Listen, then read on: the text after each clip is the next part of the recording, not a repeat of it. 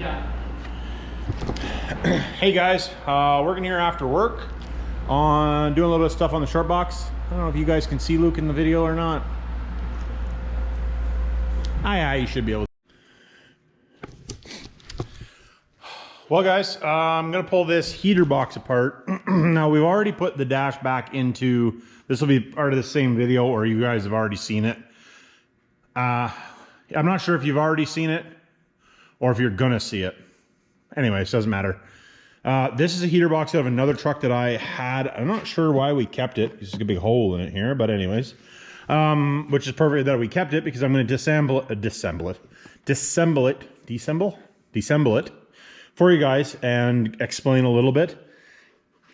You'll have to give me a little slack on this one because it's been a while since I monkeyed with one of these, so I might be off on a couple things, but we'll see. I'm pretty sure. I monkeyed with a bunch of them over the years, but we are going to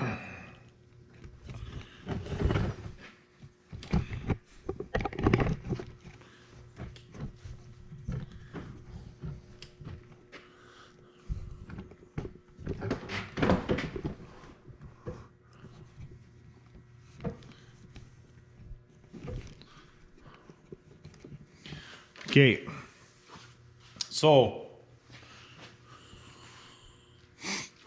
So this one here is your recirc circuit. So if you turn your recirc on, this closes off. This is the spot where it goes into your cowl and pulls air out of your cowl. Now these two are both for your defrost. And then this one here is for your vents that go, you know, your forwards vents. And then these ones are for your, obviously for your, go turn that off. So now this is broke off here, but this is what turns the air on and off for the vents. So this would pull here and then this would move. And then this one, there's another one here. Now this one is the one that the air actuator that actually turns the on and off. So it's going to go from, I think it goes from, oh, that's what stops it from, I don't know, when we get it ripped apart, I'll have to look at it because I can't remember just off the top of my head. I know it stops. You can see it down inside here, but we'll see it when we get it apart. Yeah, I guess that's what stops the air. Oh yeah. That's it. So when you open this one up, that lever closes your vents off so that it comes out your front vents instead of your up. So if you have a lot of air, you know, when you're stopping the flow, like let's say going from the front to the back, or not so front to the back, from defrost to the front vents, lots of times it'll be the foam. As these trucks get older, this foam starts to deteriorate and then they don't seal properly, or if this seal is falling off. So just so if you have all kinds of leaks. And then this is your heat control for hot and cold. Now, what do we got here? I'm just gonna grab a screw gun and we're gonna pull some of these screws out. I'll pull the heater core out. Actually, do we need to be the... Yeah, actually, I guess we don't need to pull it out. I can just flip it over and pull it apart from this side. So, here's your heater fan. That's like right at your feet, right? If you're on the passenger side, your blower resistor. And then, like I said, this box is not in that great a shape. So, like I said, I'm not sure why we kept it, but anyways, let me zip some of these screws out of here quick, and then I can show you on the inside. It's not really rocket science.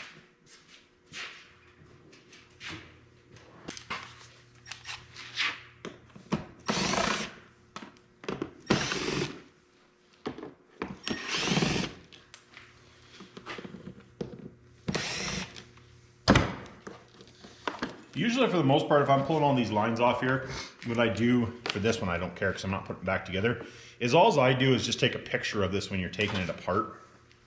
And then that way you don't have to try to remember or mark them or any of that type of stuff.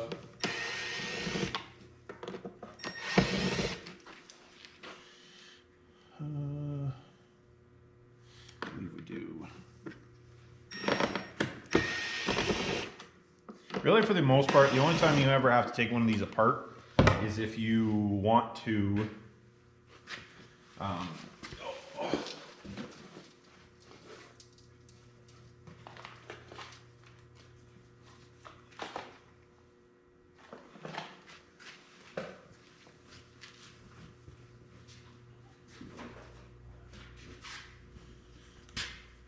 the only time you need to take these boxes apart is if you have to put an evaporator in it.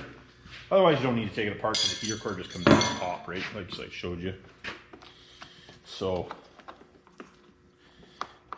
otherwise, there's no really much point taking it apart.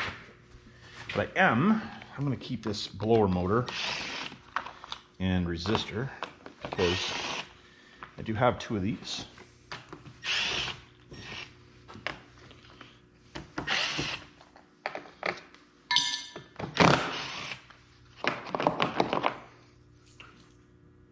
Looks good.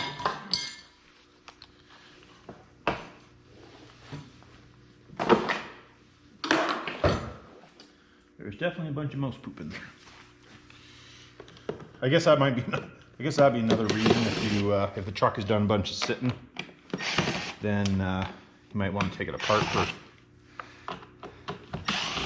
cleaning. They do get pretty scuzzy. That's actually something I don't know. I've never looked into, but whether you can do, I guess you could. You could make it so you could fit a filter in here. You would have to take the dash out though to retrofit it there. I'm pretty sure. Let me know down below if any of you guys have ever seen or have done. I have not.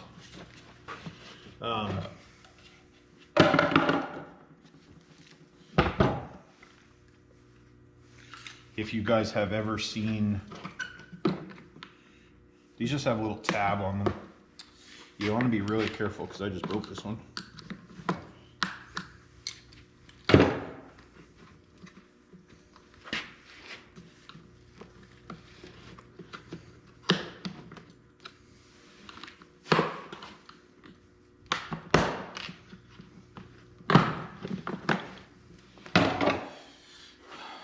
These,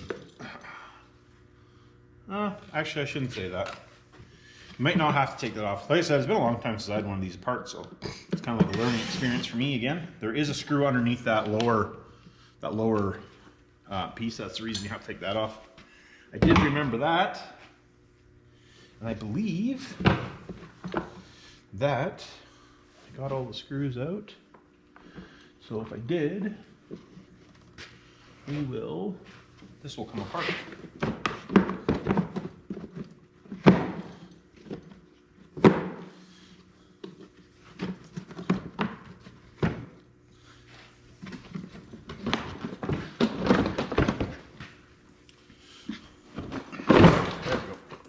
There she goes. So that's that little door that I was talking about inside there. So this is the spring. So when you have your defrost and floor on, this little window is open, and then if you go straight floor, then when that turns, it pinches that off. So if you have a bunch of bypass, likely there's something screwed up here, or this is broke, or the foam is just falling off of it. That's the inside of the box. And then this is the evaporator. Now, if you guys, oh yeah, this might be good for, there isn't that much crap on there, but this is the evaporator. And when they get plugged up, usually they don't get plugged up on the inside. But see how there's a bunch of garbage on there? As they get plugged up, then you'll lose flow going through the heater core or through the evaporator, because the air always flows through the evaporator and then through the heater core. Now, if you look here, we can see Actually, just pull it off there. So this is the door. It's probably not going to let me turn it because it's on the thing, but so that's how it diverts. Oh, there's a screw bit. So to go from hot to cold, this is going to, then when this turns, then it'll be cold, and then this way it would be hot. Now, the air always does flow through here. And that's the reason if you have your defrost on, in the wintertime before the truck gets warm, that's the reason it defrosts the windows, is because you're getting cool air coming through here, but it'll be cool, warm-ish. It's going to be warmer. The reason is going to be warmer than the ambient temperature if you're really cold outside because of the refrigeration side of things. But this is your heater core. This is the evaporator. There really isn't too much more to it. I'm going to keep this for a couple days. If you guys let me know down in the comments if there's something else you want me to look at or talk about on this, let me know down below and I will do that. So I can't think of anything else. All right, this is something I wanted to show. I've had this question quite a few times over the years now. The reason that these heater cores plug up is the coolant flows in the top, across, it goes down, across, and then back up again. So what happens is that, well, I could be wrong. I don't know which one off the top of my head, which one's in, which one's out. Actually doesn't matter because you can flop them around. But what happens is the coolant goes in the top, and then basically what happens is as the heater core gets older, it, get this, well, I can't get that foam to come off, but there's like a little tank down on the bottom of it here. And as that tank fills up, it impedes the flow of coolant. The coolant goes down and goes back up. Basically what happens is that it now gets to the point where the coolant could go in, but it can't get back out. So that's what happens to these things. Literally this little cavity fills up with garbage, and then it won't flow coolant. Really not a lot you can do about it. You can do a flush on them, but usually, my opinion, usually when you do a flush, they just end up turning into a leaky mess, and then you end up having to fix that. So anyways, I just wanted to mention that because that might be a question that people ask. So, all right.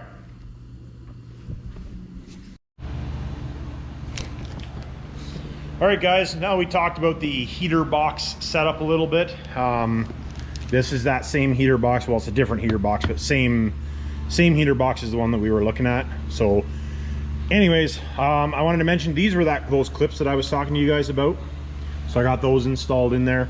And then there is these bottom bolts to take it out. So you have to lower the steering column down, and I usually take these bolts out. You don't have to take them out completely if you don't want to, because the dash actually does lift off of them. But I usually take them out if I'm taking the dash right out, just to, you know, make it a little bit easier to get in and out. So anyways, I got Luke here helping me get the dash in. So we're just going to, I'm going to give it a quick blow job, make sure there's no dust and stuff in it. And then we're going to set it in there, pull the steering column down, and we'll set it in there. So anyways, we'll get after here.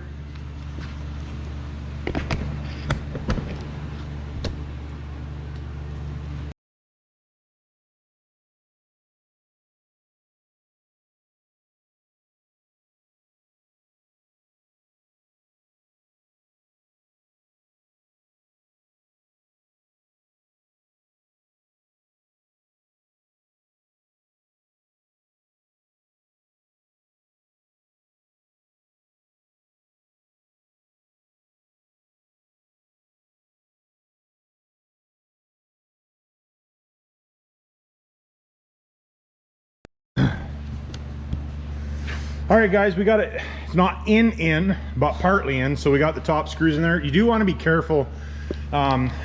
This one and then the second one in from the middle or from the outside don't have a steel support in there. So if you tighten these ones first, you will definitely crack the dash.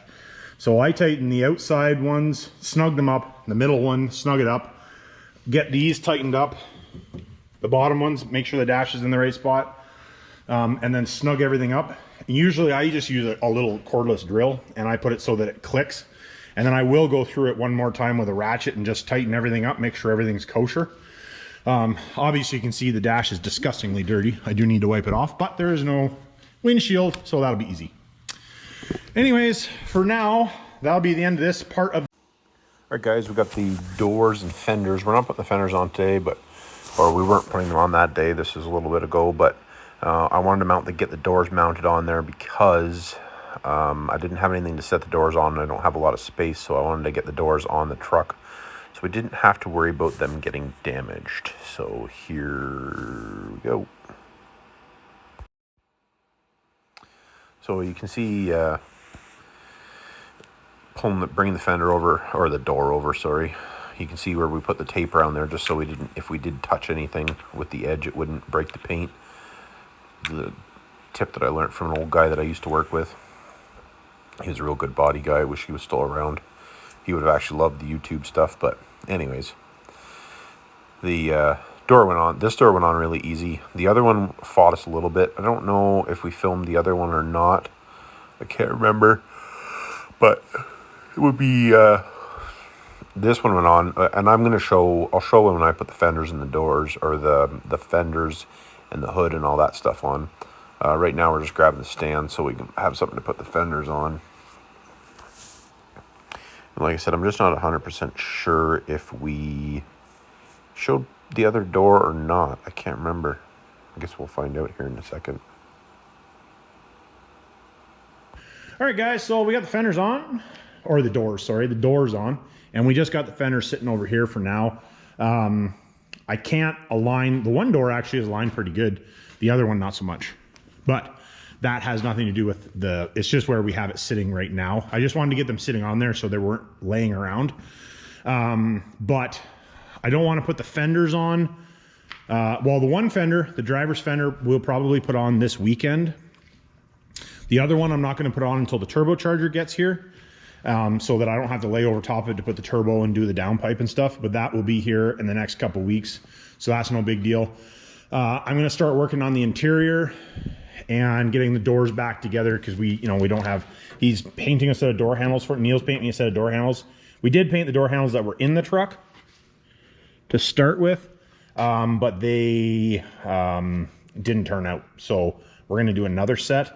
And I'm going to start putting the doors together, tint the windows, blah, blah, blah, all that type of stuff. We're going to put the back window in. I got a good used rubber for it. For you guys that aren't familiar with doing this, if you have a solid back window, they are roped in on the second gens. If you have a slider or one of the fancier back windows, they're urethaned in, which is actually how that window was to start with. I wanted a solid back window, so it's just roped in. And basically, if you take a piece of rope, this rope's actually a little bit too big for doing this, but this is what I have, so this is what we're going to use.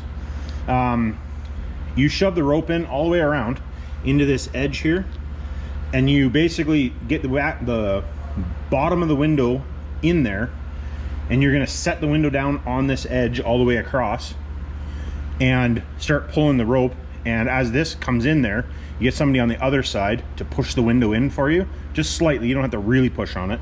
And then you can just pull the rope all the way around, but you'll see it when I get it in the video here, but it's not too hard to do. Like I said, this rope is a little bit big, so it might fight me, but this is the rope that I have. Usually I use heavy paracord, but I just don't happen to have a piece. Don't do too many windows anymore, so it is what it is, right? So we'll get you guys set up on the tripod so you can see things.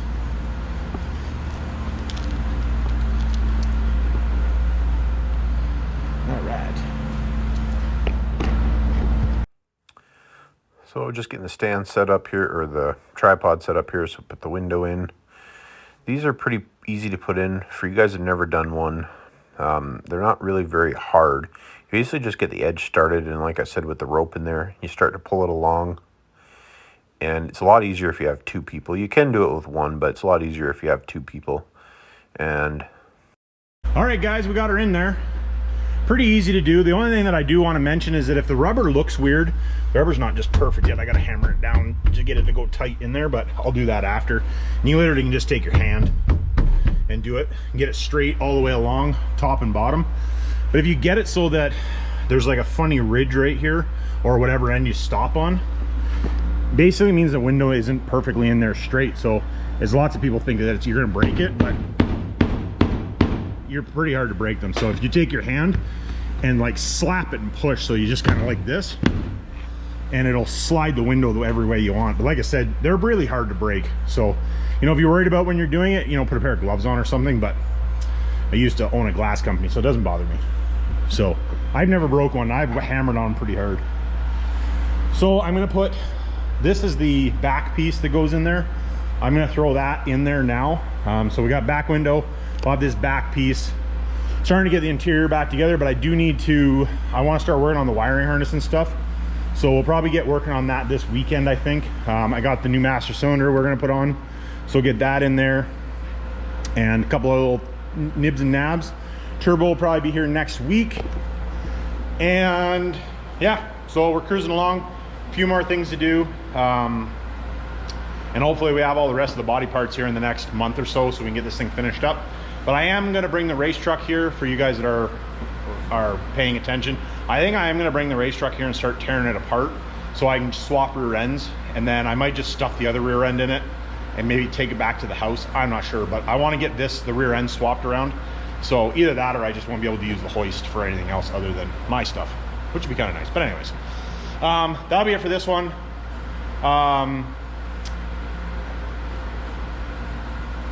Brain dead. That'll be it for this one. Remember, it's not rocket science.